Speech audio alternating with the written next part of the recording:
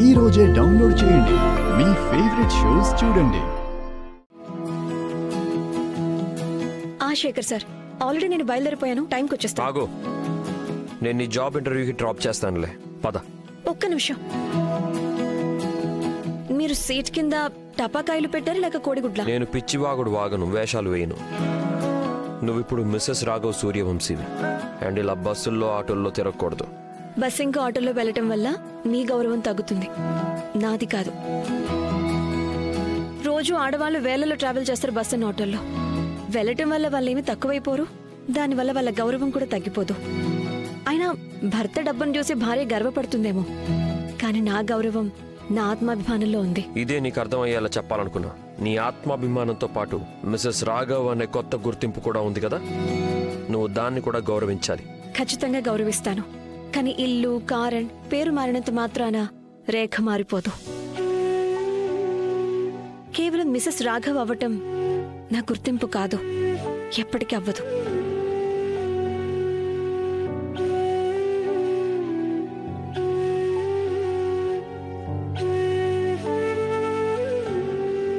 ఏదేమైనా సరే నేను నీ భర్తని అండ్ నువ్వు నా భార్యవి. ఈ హక్కు చాలనుకుంటా కదా నేను నిన్ను డ్రాప్ చేయడానికి.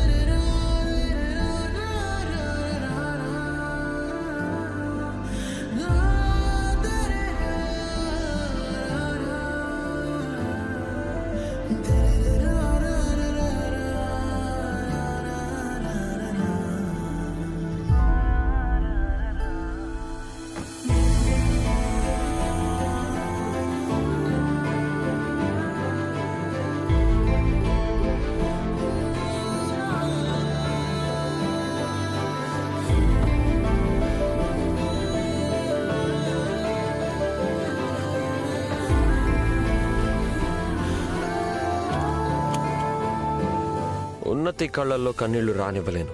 సో నీ నుదుటి మీద చెమటలు పట్టనివ్వలేను. ఆ మాత్రం అయితే కేర్ తీసుకోగలను.